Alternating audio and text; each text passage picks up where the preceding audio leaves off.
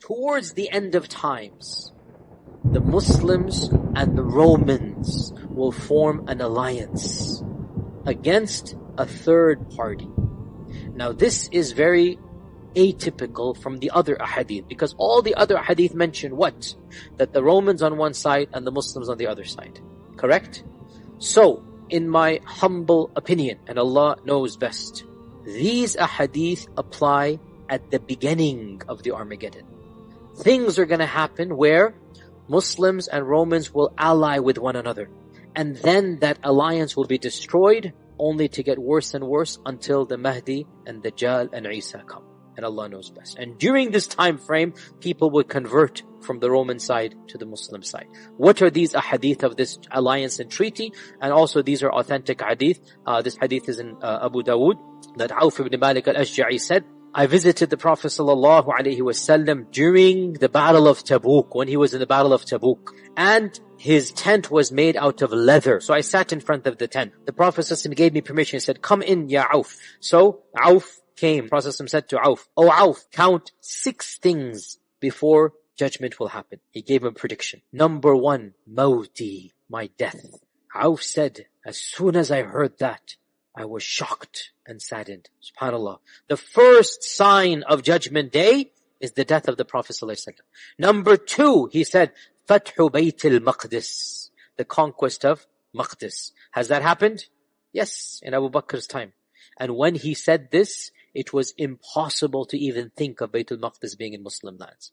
Wallahi, it is one of the biggest miracles of the truth of Islam that our Prophet ﷺ predicted these things, and they took place within a year after his death. A year after his death, Bayt al-Maqdis is conquered. One of the most unexpected historical turns for Western historians is the rise of Islam. It is inexplicable. They cannot explain it. How could a group from their perspective of ragtag Bedouins come and disrupt human civilization, destroy the Sassanid Empire, carve out the Byzantine Empire, create a civilization that was even more glorious than the both of those previous ones combined? They don't understand how that happened. So for us, our Prophet said, number 2, it will be the conquest of Jerusalem. Number 3, a plague that will come amongst you and destroy your children and your wealth and property, and it will purify your good deeds. Number 4, wealth will be distributed amongst you so much that if a person is given 100 dinars, he would not be happy.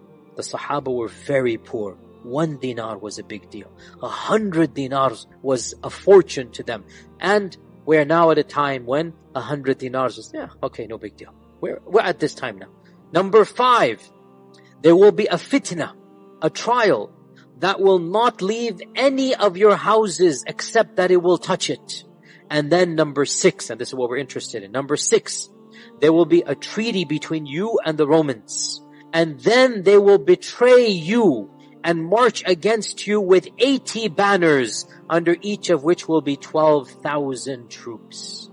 In other words, 100,000 people. This hadith is in Ibn Majah. Another hadith mentions that you will form a treaty with the Romans and you will fight an enemy common to both of you. Then you will be victorious, and as you are returning back, one of the Romans will raise the cross on a mount and say, this has caused us victory. And a Muslim will get angry and destroy that cross, say, Allah has caused us victory.